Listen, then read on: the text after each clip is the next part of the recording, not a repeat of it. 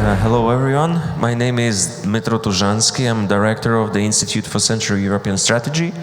I will be moderating this very, I think, very timely and very tricky panel with the very important topic about migration, refugees, and for Ukraine it has very, not unique, but very, very specific angle, because we all, on one day, tomorrow, could be immediately refugees, yes? So, because the situation of Russian invasion made us all targets and could make us all refugees.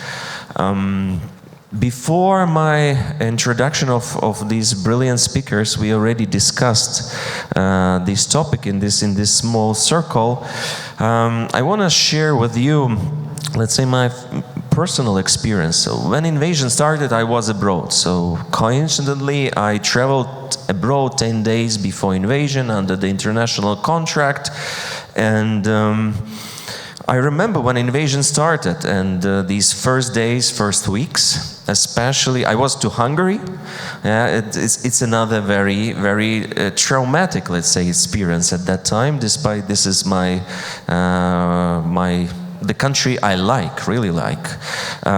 So, and I remember when these thoughts that, okay, now I am refugee, or I will be the refugee, or I could be the refugee till the end of my life.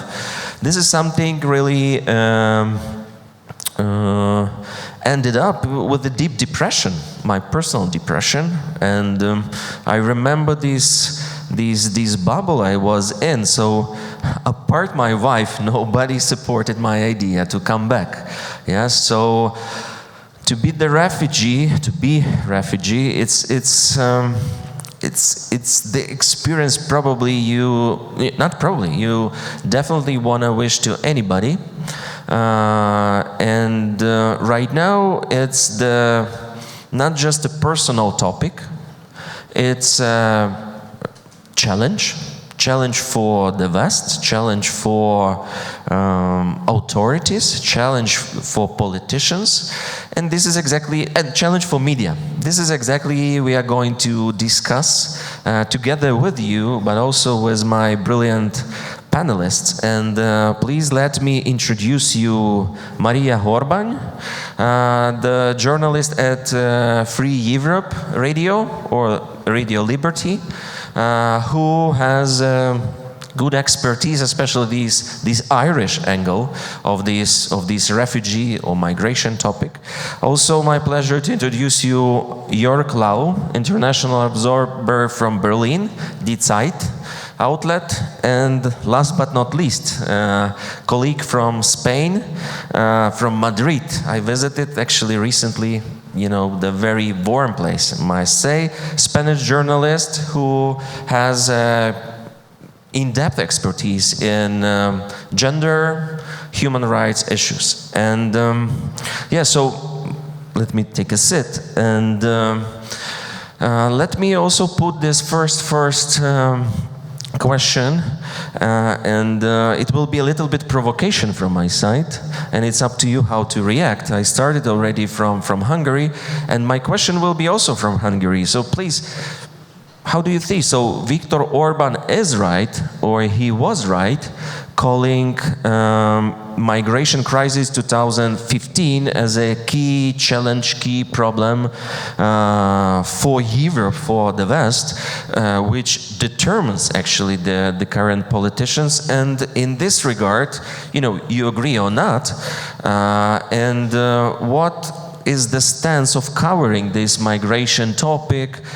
Let's see, so as of now, and especially after Russian invasion, when more than 6 million of Ukraine actually escape exactly to Europe. And let's start from Jörg, Germany as a very, the place where Ukrainians are really the big community and probably will be bigger, much bigger. Thank you, Dmytro. No, Orban was not right in in his approach towards this crisis. Of course, migration is maybe the big topic all over Europe, determining domestic policies, powering right-wing extremist movements that challenge our democracies.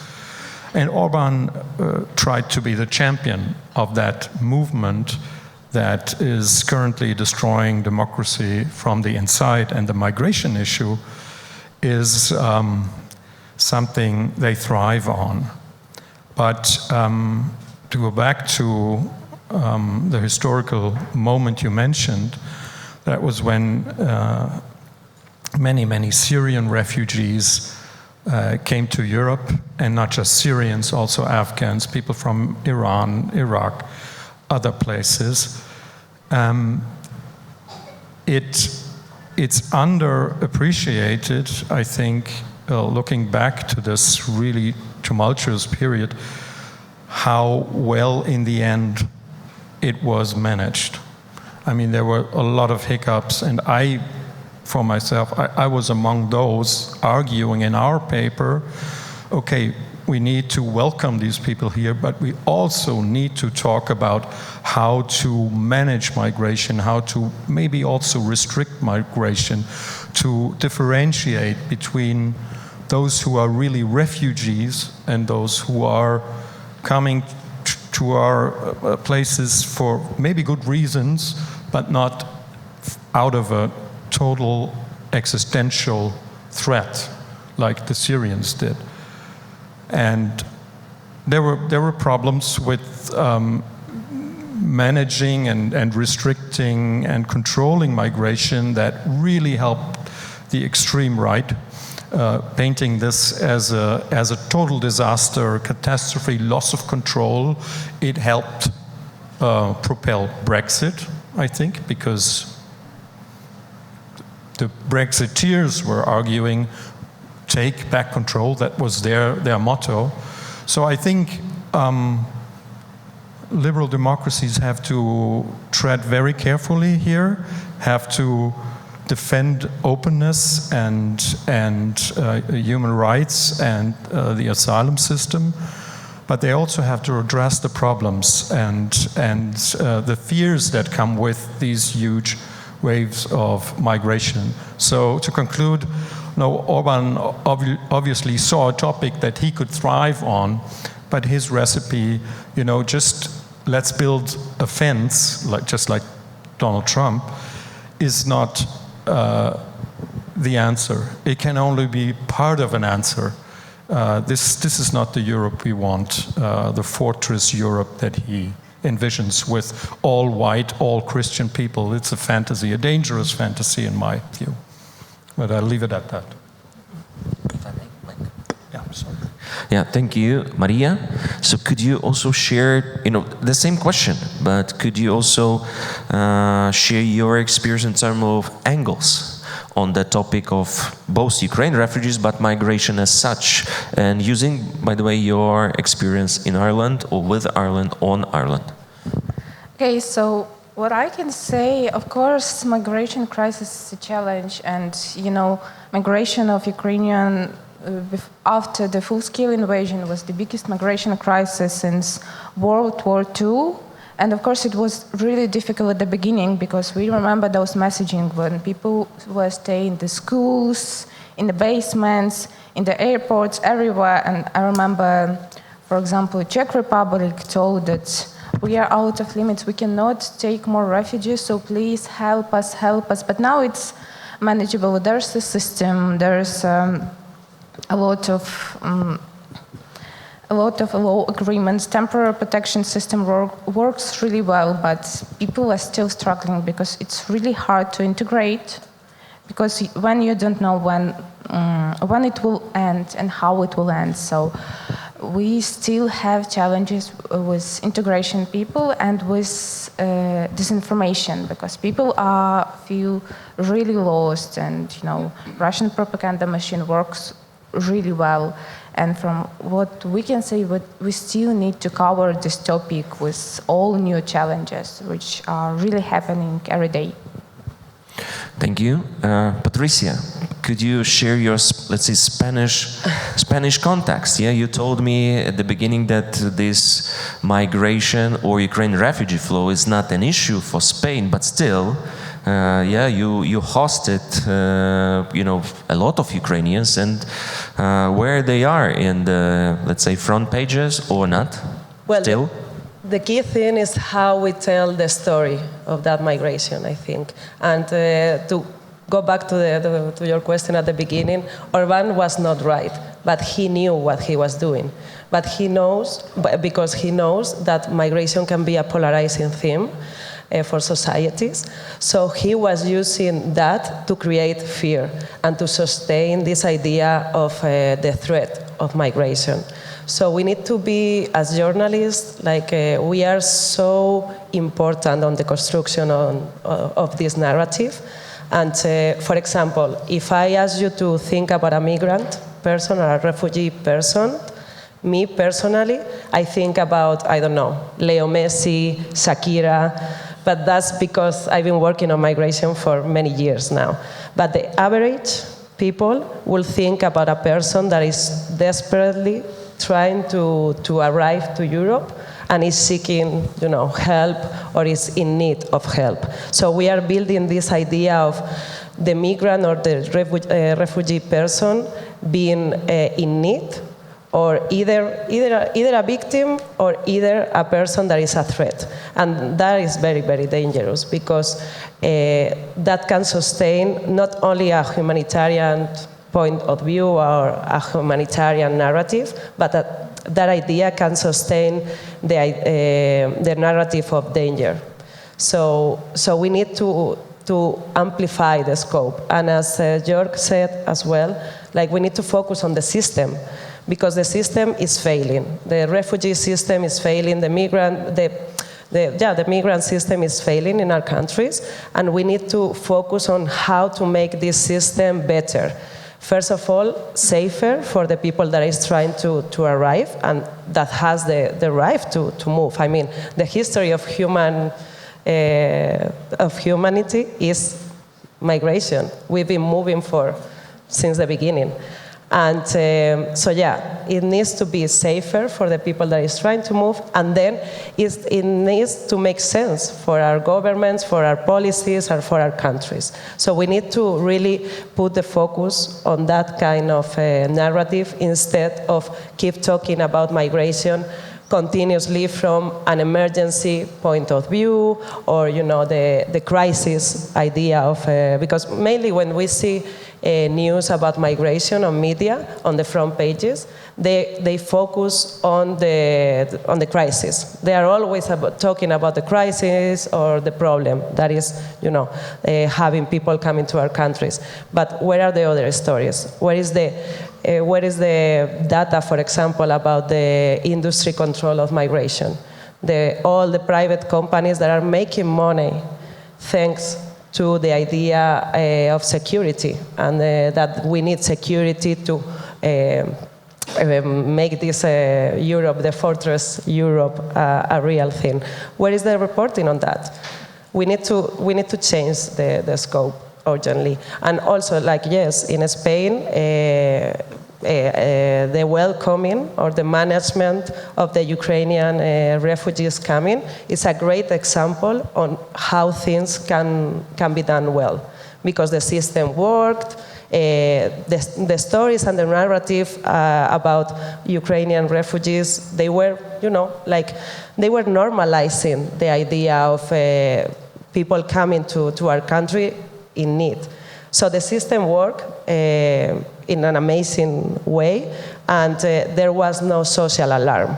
And that was because there was first political intention, and also because the media did their work properly. Very good, and you already both, all you actually, not both, mentioned this political dimension of the topic, but still, I don't want to constantly repeat, but yeah, to many sense, Orban was right to instrumentalize this topic in a sense of regaining power. So he's still continuing this migration narrative, and unfortunately, not just him.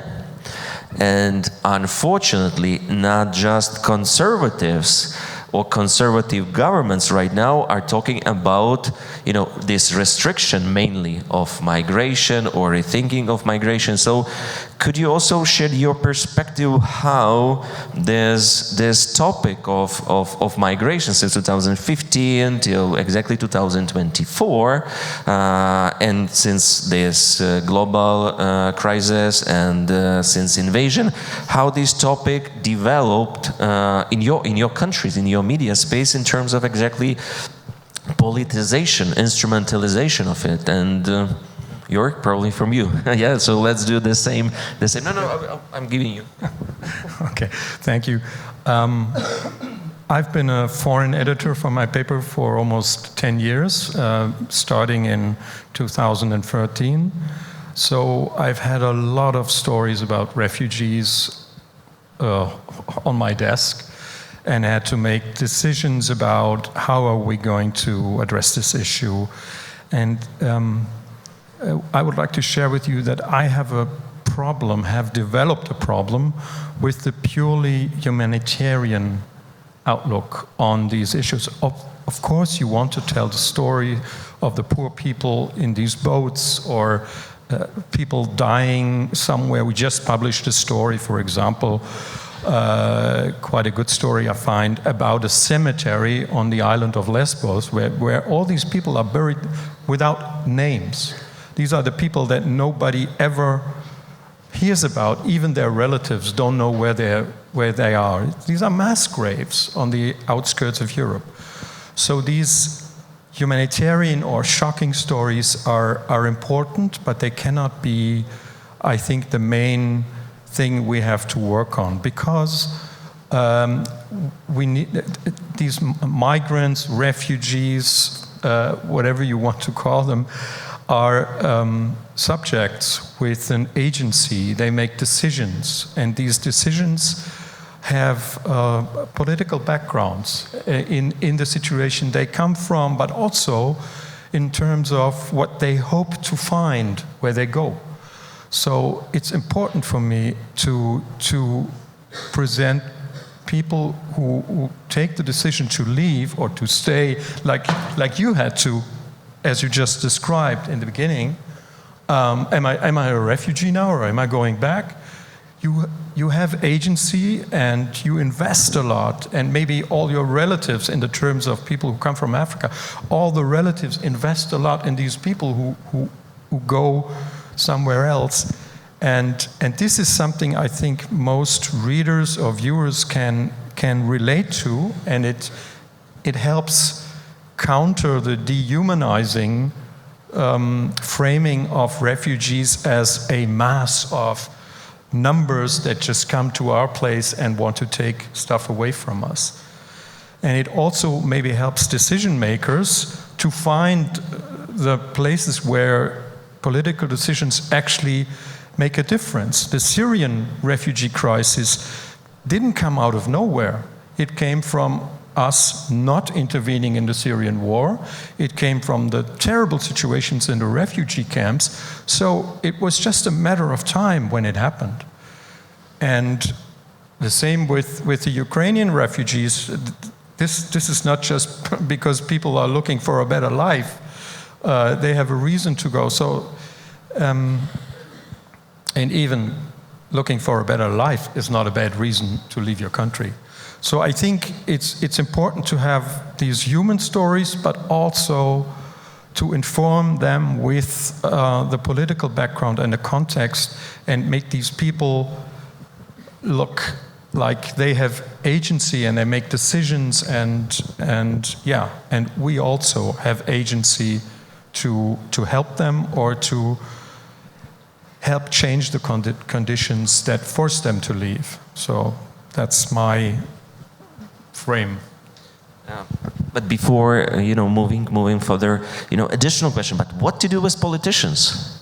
I mean, in this sense. So, you know, just produce stories and make them read Die Zeit, or, you know, what to do with them? Well, telling stories is all we can do. We can also write editorials, comments,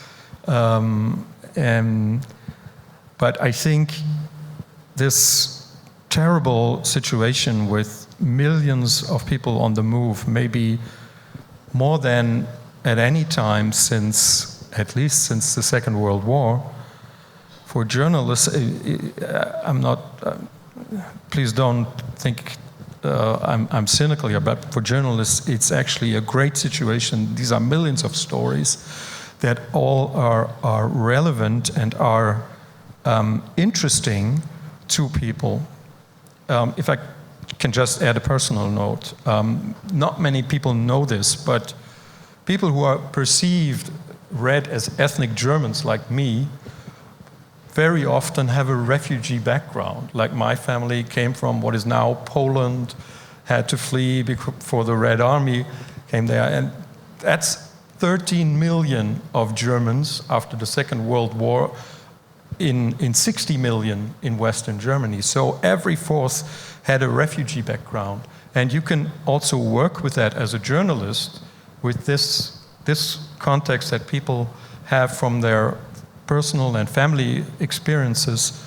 So the refugee is not the other. We were talking about aliens or others. That's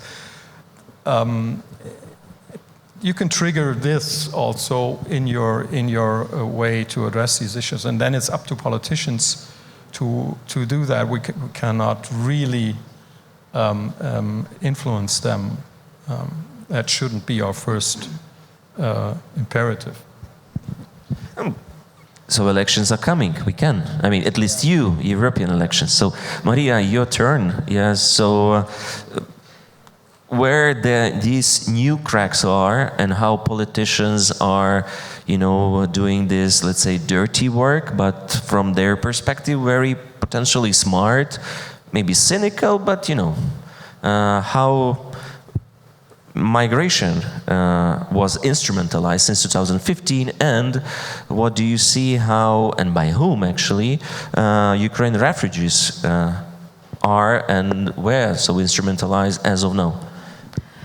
Well, from my perspective, I can say only about the last 2 years, mostly about Ukrainian refugees, because this is the project on when I'm working right now. So from what I can see, I think I want to come back a little. Jörg started a very good topic about the portrait of Ukrainian refugees, because journalists work mostly like this is about shocking stories, what they survived, how they've been evacuating, how they are traumatized and all that.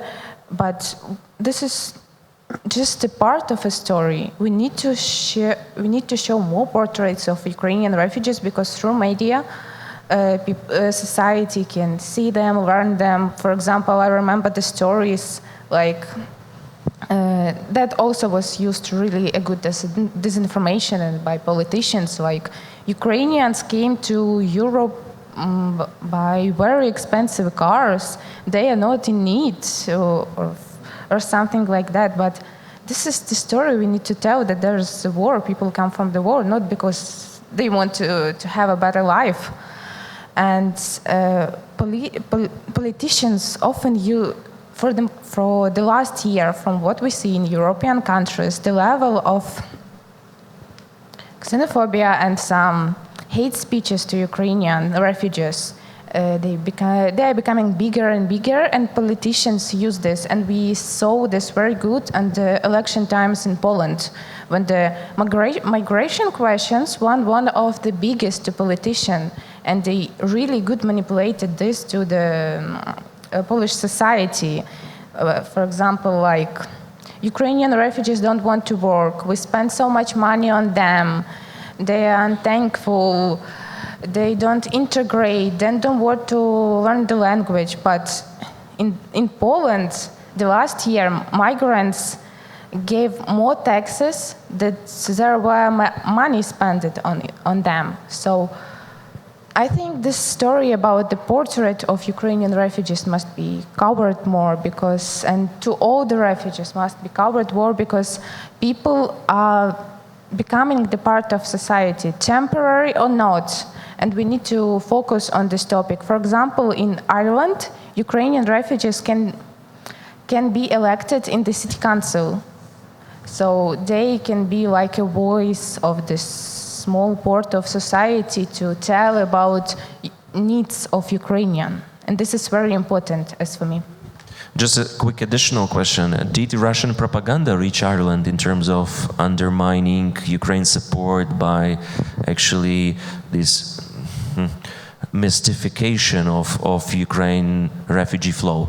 Yes, I think Russia propaganda worked really well of the question of refugees, about the Ukrainians who come to Europe. They are Nazis, and then the Ukrainians are very aggressive, and they don't want peace, they want to stuff, something like that.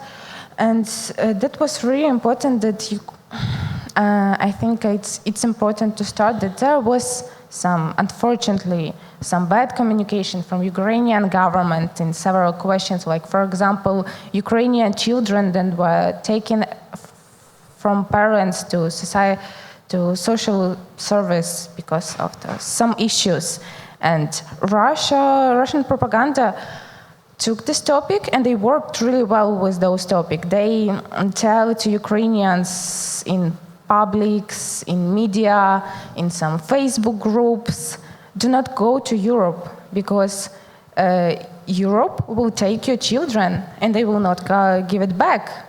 And in that time, Ukrainian government said, this is not a big problem. We had several cases. That's okay. That's okay. And at this time, Russia says there are thousands of Ukrainian children, and there was no good communication. I think it was till the June of 2023. Our project gave the total number of these cases, and it was more like 200. But before that, Ukrainian government didn't communicate that there is that problem. If there's some issue with documents, you should go to there, what you can do. And at that time, Ukrainians felt like Russian government, Russian propaganda gave them more information than Ukrainian and European and the media. So Russian propaganda really works well on this, and we need to take this in focus.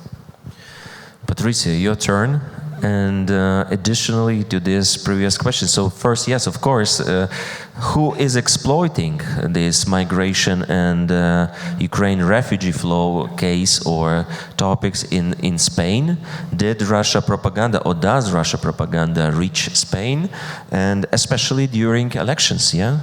This is exactly moment, and we see how this topic framed the final results even in such democracies like Dutch democracy. Yeah, so what in case of Spain now? Yeah, of course it does. Russian propaganda reaches everywhere, but it uses actually the base created by the humanitarian narrative.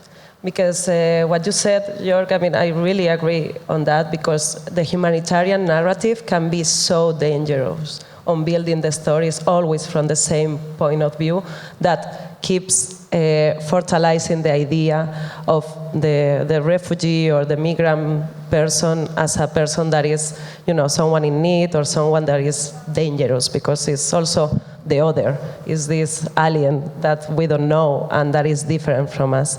So it's so important to keep opening the scope. And in my experience, for example, this is possible. I work with an organization that works on journalism, migration, and investigation.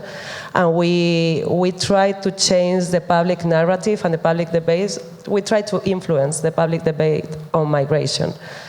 And we just did it, actually. We are passing a law in the National Congress to regularize the situation of over 500,000 migrants in Spain that are working actually without the papers or the documents that they need to do so. And this was done after 2 years of a long campaign that involves organization but also the media, and the idea of making an effort or telling stories that are different. And one example of this, or changing the frame, I will say. And one example of this, it could be the aging frame, okay? We know, like 2 weeks ago, the Central Bank of Spain said that we need over 24 million migrants in the next 20 years to be able to sustain the pension system, to be able to sustain our system.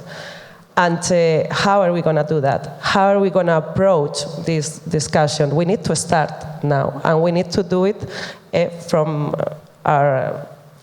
the media, from the public narrative, and how we pull the messages and the stories out there about this topic. Yeah, please. I would like to add a concrete example how Ukrainian migration to Germany is used in our political discourse on supporting Ukraine now. There's a topic used mostly by a left-wing nationalist new party that is pro-Russian, and their argument goes like this. You know, we have so many, I don't know, tens of thousands of Ukrainian men in fighting age in Germany. They don't want to fight for their country. Why should we support them with weapons? Obviously, these people have already concluded that this war cannot be won, so let's just, you know, be wise and stop supporting Ukraine. So they combine the issue of migration to Germany and refugees in Germany with their agenda that is a Kremlin-based agenda on ending support for Ukraine. And this creates a lot of problems for the other parties who want to counter that narrative. So without, you know, being populist themselves, it's really a tough situation. Yeah, thank you, Jörg. And yeah, you already mentioned, all of you actually, that that system should be reframed. And I think, and this is my exactly question to all of you, and precisely on the role of media in this sense. Yeah. So, for example, these flow Ukraine migrants or refugees, sorry. In the first year of invasion, like 30-35% of Ukraine stayed in the neighboring countries. So yeah, in V4 plus Romania. And the trend right now is that Ukraine refugees are moving more to the west. Right now we see this big flow from Poland to Germany, by the way, and all further to the west. So, you know, we still try to, I mean, in Ukraine, and our partners start to understand how this Ukraine refugee flow, you know, is developing, what is the logic, motivation, but definitely for some people they gave up to wait, yeah, that they could come back. Yeah, so my question is, in this exactly momentum, yeah, when we all, you know, unfortunately, but not a give up, but we realize that this war will not end soon. Yes, we all, I mean, both in Ukraine, partners, international, you know, community, how media could help both countries, and also, and this detail is very important. So, because how media, if media could help, it's also a kind of a question not to really shift this responsibility. On the one hand, to help to build these coherent societies, I mean, you know, to help Ukrainians to integrate, yeah, if they decided to stay, yeah, it's their choice. For example, in Germany, Spain, Ireland, Poland, and on the other hand, for the same people, how media could help them to keep or maybe even strengthen that connection with the kin state, yeah, to really have that Ukrainians abroad, not as the refugees, yeah, in this Ukraine policy, but first of all as Ukraine, so ambassadors of Ukraine, potential investors maybe in the future. So what is the role of media in this regard, and where could be real solutions, yeah, and maybe these solutions could be from Germany, Poland, Ireland, and Spain. And Jörg, very difficult question, but we should start from you, yeah. First, I think from the German perspective, it's, of course, it's terrible if people make the decision, okay, it's not safe to go back to Ukraine. That speaks to the dangerous situation this country is in. But for Germany, to have a functioning, well-integrated Ukrainian community is not a bad thing. If you look into the future, we are serious about bringing Ukraine into the EU. These people, these exile communities that they become, if they make the decision, this is for the long haul, these exile communities can be very, very well placed to help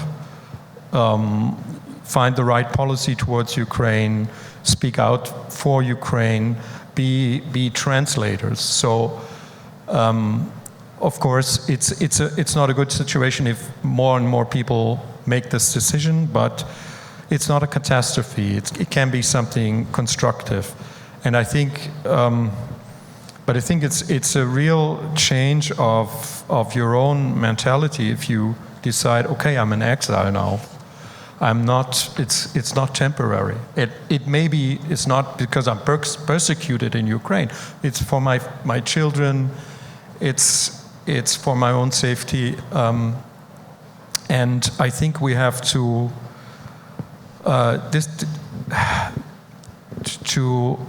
to address this issue so that it cannot be used in the way I just pointed out earlier, as proof that these Ukrainians are not serious about winning the war. This is not the point. It's yeah, and I think Ukrainians in Germany can play a very important role in the debate we're having about the country. And you can turn around this populist argument that I just mentioned earlier by saying, if you want to give people the opportunity to go back, support Ukraine more so they can win the war and things will sort out themselves. So you can also make that kind of argument about it. Just a quick question. Support Ukraine in military resistance and EU integration. It will also make this thing more, I think, options and more reasons for Ukrainians to come back. But very quick additional question. Do you have or do you recruit any of Ukrainians to Die Zeit, to the newsroom, or maybe somebody apply to be the voice of Ukraine as a professional, not as the, this supporting humanitarian issue, question? That's actually a very good question. No, we don't have anybody yet. We have people we work with in Ukraine. And interestingly, most people who care most about these issues and write about these issues have some background in Eastern Europe.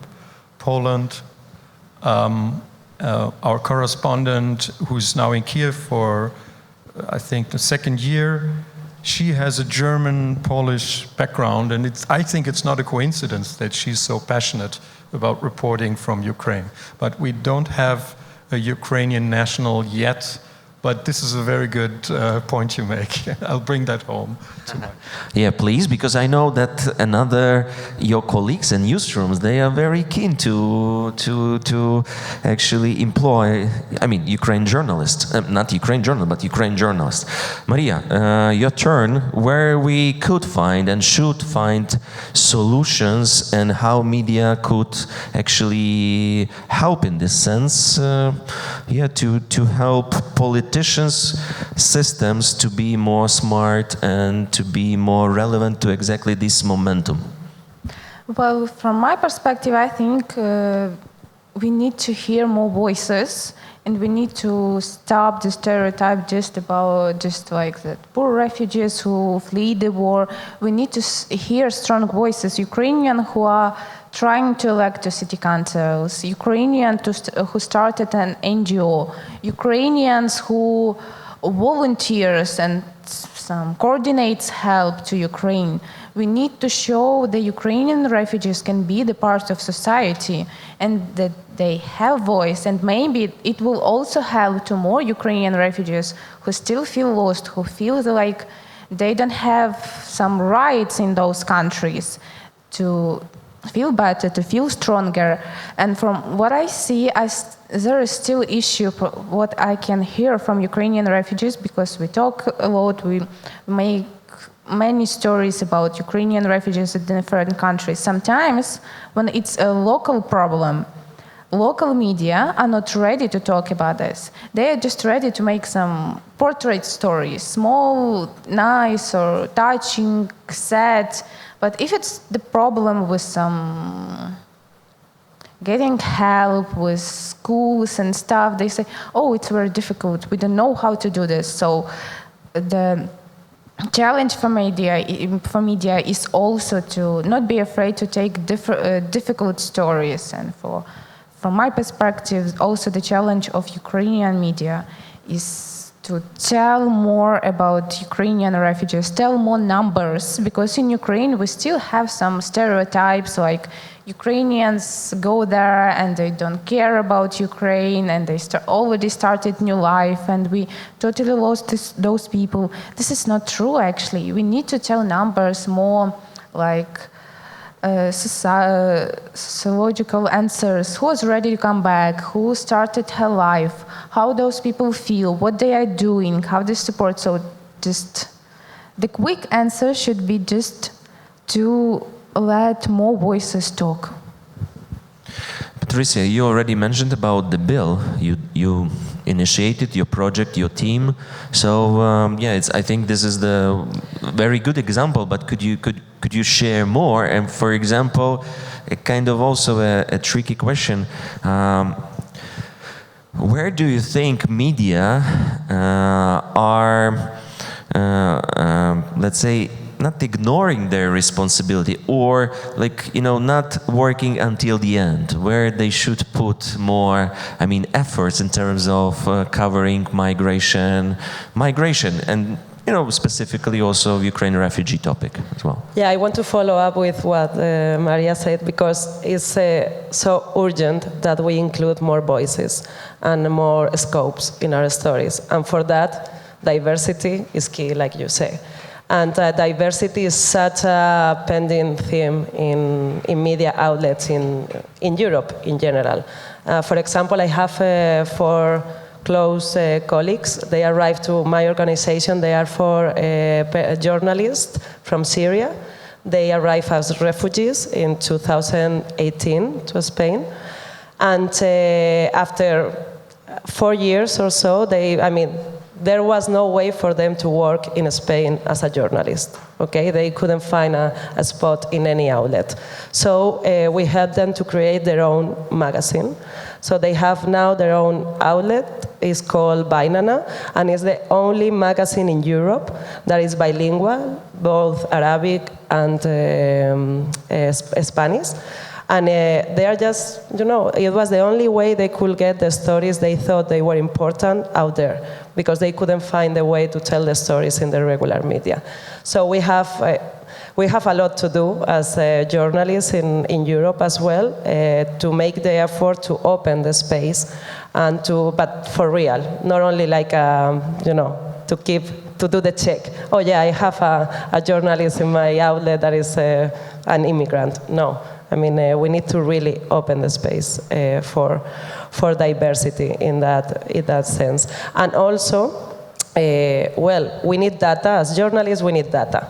But data cannot always be as effective to change perceptions in our audience. So we also need to use emotions.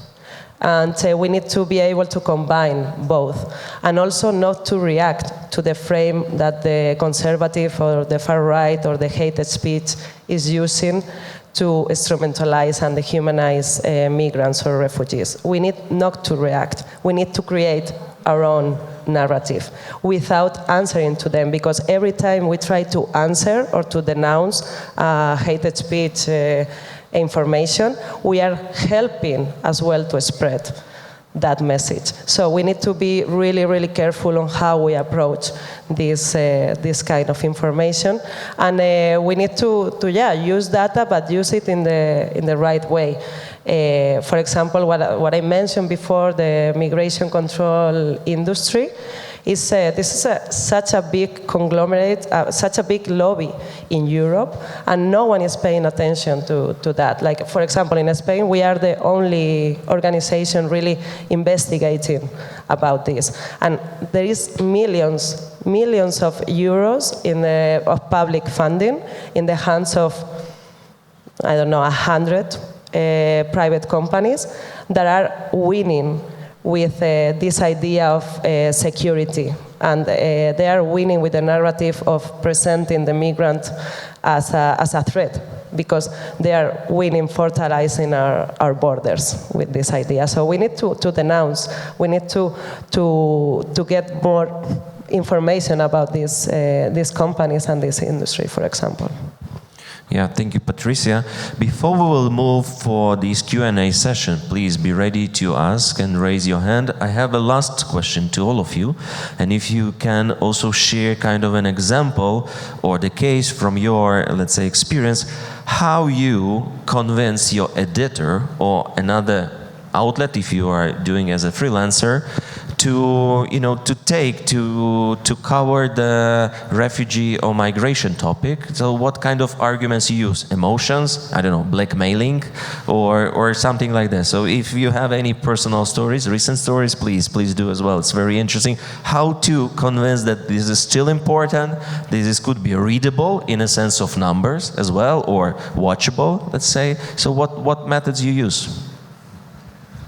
Well, I'm the editor, so I'm being blackmailed, and just I think just emotion doesn't work with me. An example of a story that I found at the same time relatable on a human level, but also politically very, very important. We ran a big story about a person named Omar Ramadan. He's from Iraq. He came as an asylum seeker, and somehow he was able to get an education, and he's a very good dentist's assistant, and he would love to work in this job. And we need these people in the German system, because healthcare system is almost failing, and we need human resources, people like him. So the story about him was relevant because he's actually the perfect candidate for this job, but still he had to leave because something was wrong with his asylum application. So this is a story that makes sense because it goes to the heart of the political failure of our system by telling a human story. So that's I found an ideal way of going at it. And what was the numbers of the story? How many people read? It was successful? I don't have the numbers, but it was a very prominent story in our paper. So we presented it in a very big way as an example for something deeper that's wrong with our system. So I can only hope that people found it educating. I think so. People are actually interested in these stories that explain the failure of the system to them. So this is also a story that you can tell someone over lunch. You know, have you heard about this guy who's actually the perfect candidate for this job, but now they're kicking him out? How crazy is that? So I guess this is a story that might have some consequences. Very good. Thank you. Mariia, your turn. Yes. How you are blackmailed, or you are blackmailing editors? Well, for me it's easy because I work on a project that covers only refugee stories, so I don't need to convince my editor to make one more story. But I want to tell that sometimes it's very difficult to find the right focus on the story, because journalists, and not only journalists, the readers, the people, we all are tired and start being very cynical, because when it's already the 3rd year of the war, the big war, and the 10th year of the war on the east of Ukraine, it's really, sometimes you see on the story, it is great, but you understand that not many people will watch this, will read this, because this is one more evacuation story, one more deportation story. They can be really the same if you ask the same question. So it's very important to find more focuses, and especially on the human stories. I remember we had stories about evacuation from Mariupol, and this is really hard story, but some people can say they are all the same, they are all very difficult. I already read something the same, so I don't need to read one more hard, difficult, sad story. So we try to find new focus, and we got to know that this woman, she saved a Ukrainian flag from the street when the city was already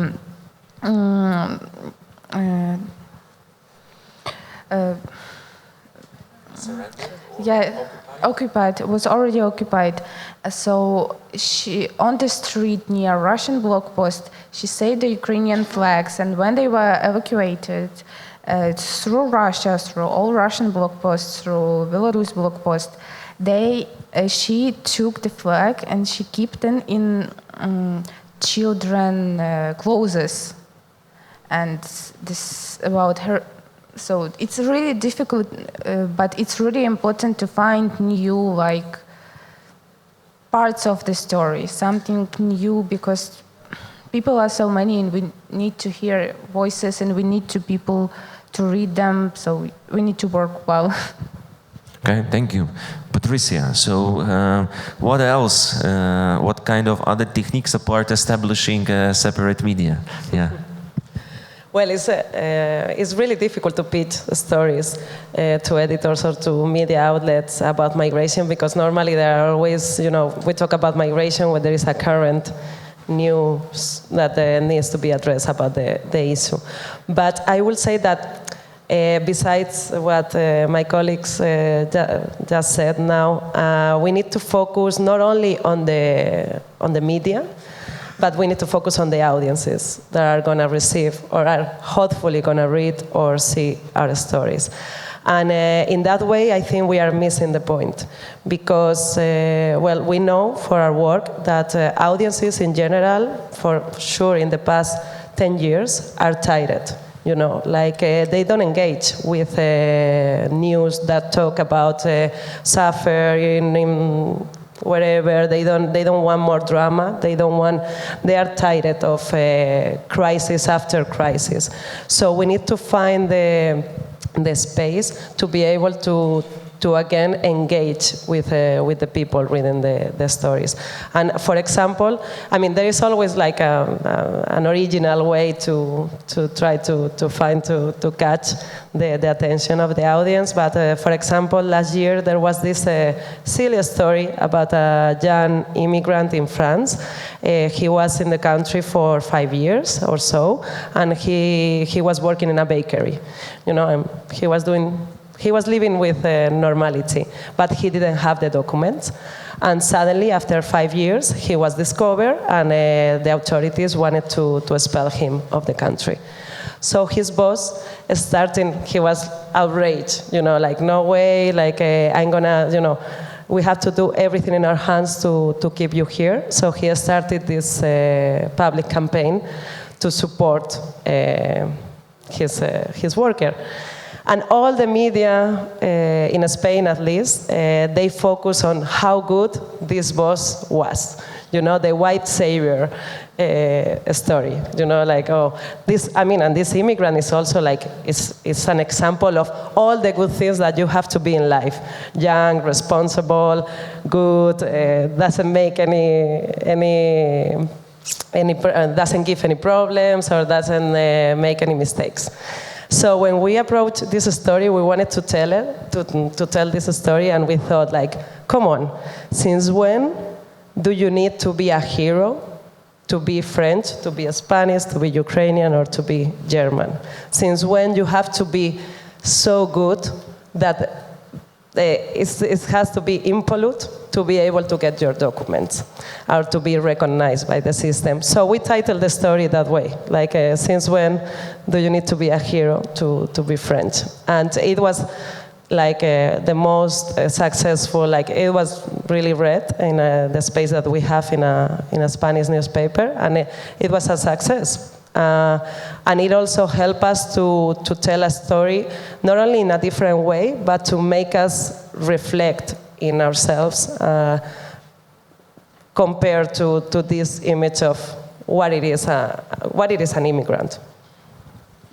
Yeah, thank you very much, and I wish us all to have such a boss who become such a boss, yes, a good boss. Mariia, do you want to add something? Yes, I would like also to add that this is also really important to media to build communities, because from what I see, what we see, the biggest impact is the story that gives sometimes answers to important, like, domestic questions, like nursery schools, medicine in different countries, but also about what Patricia says, help people to reflect, and to give them in our social media pages an opportunity when they can discuss, when they can talk, when they can sometimes ask a journalist about the story.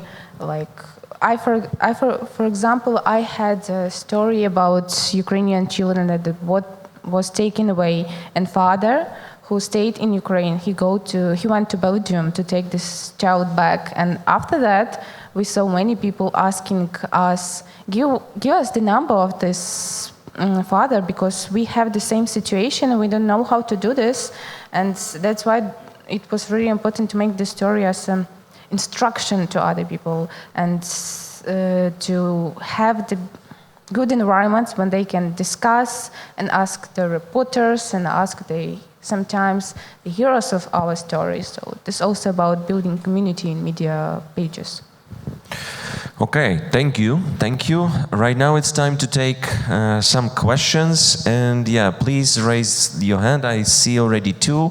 Introduce yourself, pose the question, and if you have the exact person you want to address, please name the speaker. Yes. Please. Yes, hi, my name is Natalia Fibrik. I work for Ukrainian television from Berlin, from Germany, for many, many years.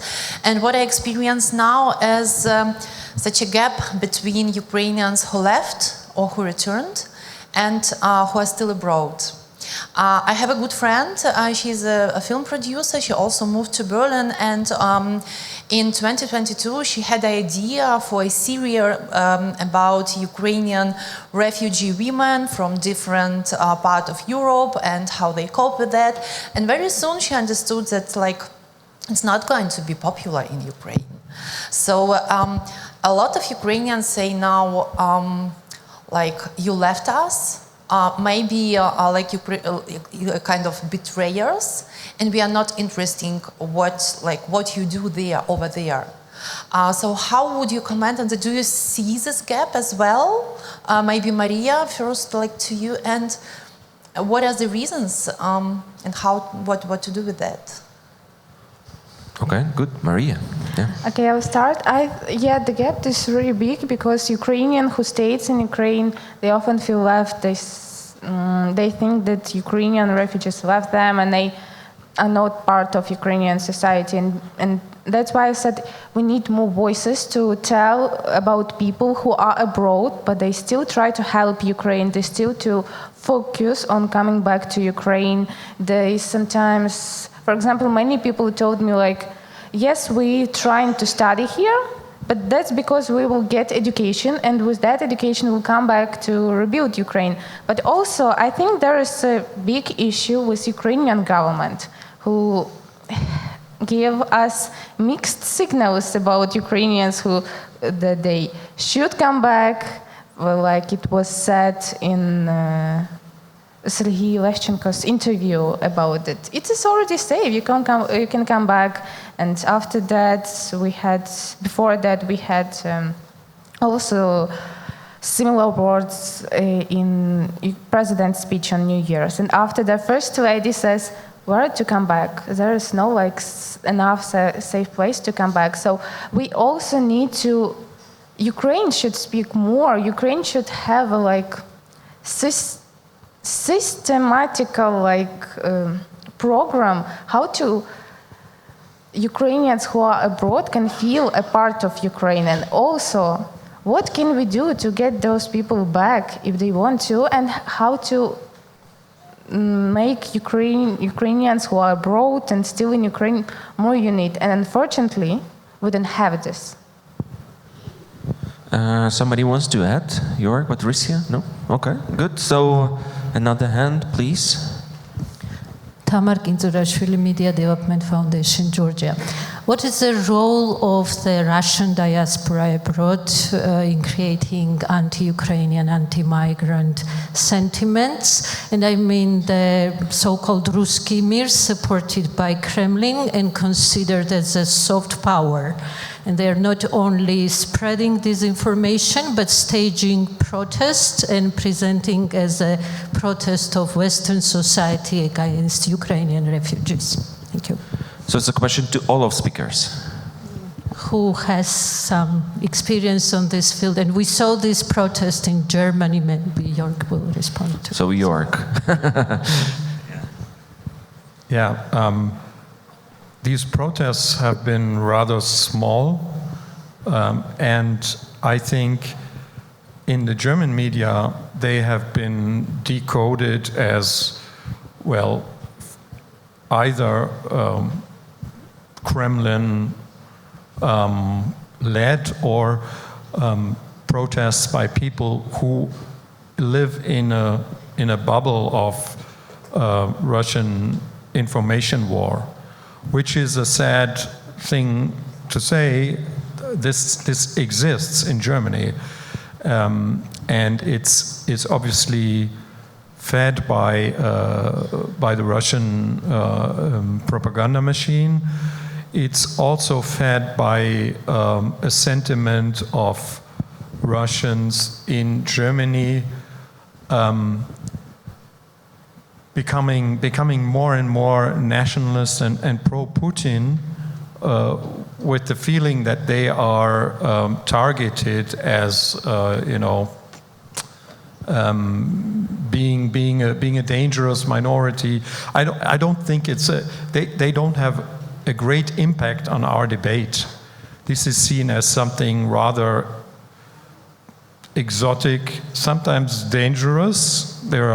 Some violence has been connected to it, but it's actually not the major problem of our Ukraine policy. They don't have any influence on the government. Problem is more with our establishment making up their minds to really support Ukraine. And it's something that happens in a free society. It's crazy people and lunatics and fanatics can also say a lot of ugly stuff, and I think we will have to live with that. That's different from hybrid war that's waged against our institutions, which is another very, very difficult topic. Yeah. Somebody want to add? Well, I will just say that hate and fear are powerful tools, and we need to be really careful. So, and this kind of a story is powered by those feelings, and the people in charge are using that narrative to make this story more powerful that they actually are. Like Jörg said, like the protests were small, there weren't that many people there, but still we are talking about them. So perception is really what it shapes reality, and we need to be really careful with that. Mariia, no? Maybe I would just add about the importance of work of fact checkers, because we can see just like a picture of protest. We think that they were massive, but they are not. And there are so many narratives that are pushed in social media where refugees mostly use them as a source of information. So we really need to have like more fact-checking story about how it was in reality, and to answer this more. Thank you. More question? Any hands? Okay, here we have two already. Yes, please. So I have no question, but one remark. Because I was working, when I still was member of the European Parliament after 2014, on the IDP issues, so the internally displaced people, refugees inside of Ukraine. And this was a very nasty topic. I'm confronted now in Germany with many Ukrainians who are refugees fleeing for the second time. Yeah? So from IDPs, they developed into refugees in Germany. And so with these experiences, I would really urge Ukrainian media and journalists to give space for the stories of those people who left Ukraine after February 2022. It's not only a task for EU media, like present now on the stage, it's also a task for Ukrainian media and journalists. Most of the people I'm now meeting from Ukraine in Germany feel guilty. They are traumatized, often not only because of the situation they faced when they decided to flee from the Russian war. They are traumatized because of this daily feel of guilt that they left. And this is a big issue for the future and the good future, the good perspective of Ukraine. And it will not be solved only in the West. It has to be solved among Ukrainians. Thank you for this very, very important point. But yeah, I think we really need discussion, and maybe it could be covered by LMF next year. Because since the very beginning it was mentioned by Ola that we need to have bravery to find the common language. I think this is exactly the topic where we need this bravery, very, very much. Here, yes, another hand. Yeah. Вітаю, в мене є питання до Йорга, і я хочу, щоб ви мені допомогли трохи з перекладом. Okay, so воно довге чи коротке? Ну таке. So I have a question. So I will be the interpreter, Jörg, to you. So I will help with interpretation. Yeah. Поясніть на вашу думку, чи є якесь пояснення феномену росіян в Європі, зокрема в Германії, тому що вони проживають, вони отримують там німецькі послуги, вони водять туди своїх дітей, онуків до школи, але при цьому продовжують підтримувати Росію, заявляють про величність Росії, при цьому не живучи саме в Росії. На вашу думку, це в них так чудово працює пропаганда, чи десь недопрацьовує уряд, комунікація і так далі? Уряд чий? Німецький. Дякую. Okay. So the question is, could you debunk or explain the phenomenon of Russians in Germany, in Europe at all, and this paradox that Russians, not of them, but probably the majority, some Russians, let's say like this, they are living in Germany, using all the benefits of the Western society.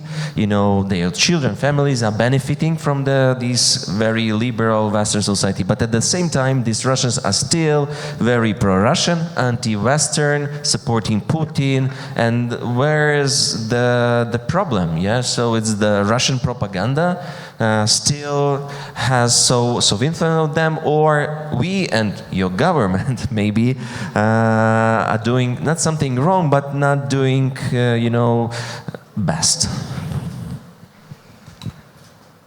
Yeah, thank you for the question. I mean, it's hard to explain these examples that you mentioned, that people are, as you said, benefiting from a free and open society and supporting a regime that tries to destroy liberal democracy in Europe and the free and open order that we have in Europe, peaceful order.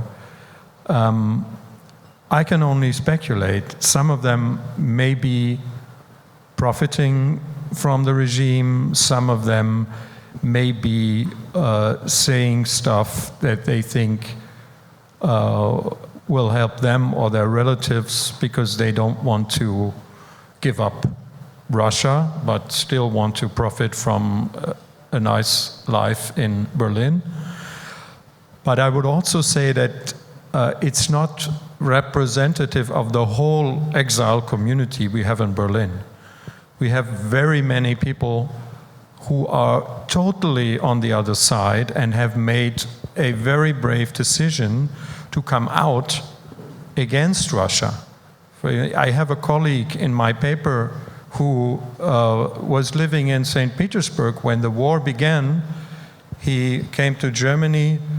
He was working as a freelancer for German media from St. Petersburg, so he totally cut ties with his family, with his friends. He works for our paper now, and he is a very, very good and objective observer and translator of Russian ideology and of Russia, what Russia is doing in the war. And he also feels guilty. He also feels shame for what his country is doing, and I think his perspective is, I have a Russian background, but I don't want to have anything to do with that Russia, with Putin's Russia. So we have all kinds of stories also on that side to tell. So it's a complicated picture, and within the Russian exile community, but also within families, there are very, very open debates, and many families have split up over this war. So another story we should maybe tell also in our papers, because it's very important to the war and to what's going on here. Yeah, thank you very much. So it looks like, yeah, that's it. Where's my colleague? Was the time thing? Yeah, but yeah, let's take the last question, and we will wrap up.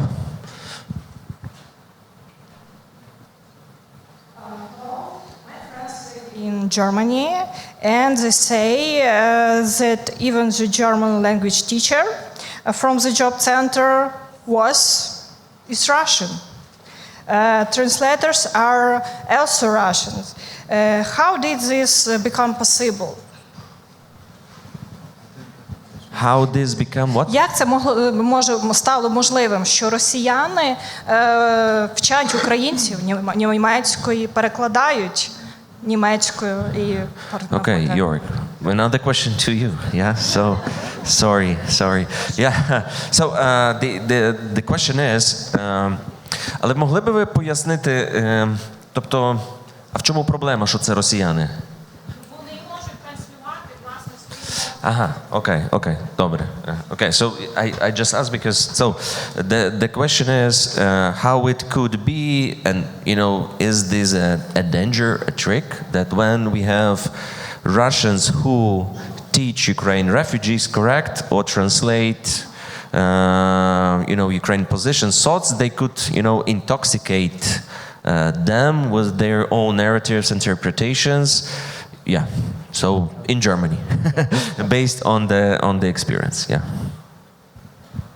I cannot say that they don't try, but I don't think they have a huge chance of success in persuading Ukrainians that have fled to Germany because their country is being attacked of the Russian perspective. I don't think there's a huge danger there of Russian indoctrination of Ukrainians in Germany. I just can't imagine that, because these people know why they're in Germany, and we've already talked about the hardship they go through also in terms of feeling guilty and feeling shame and feeling solidarity with the people who have not been able to leave the country.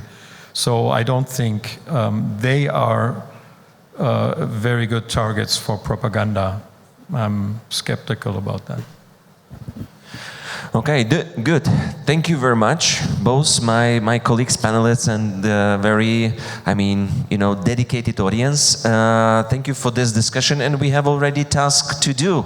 Thank you for these takeaways as well. So, and still, please keep this topic as much as possible on the front pages. This is very important for Ukraine, for Europe, and please keep and support European integration. So because since Ukraine will be the part of the EU, at least Ukrainian refugees will become less refugee. Yeah, they will become real EU citizens. Yeah. So thank you very much. Yeah, applause. Yes.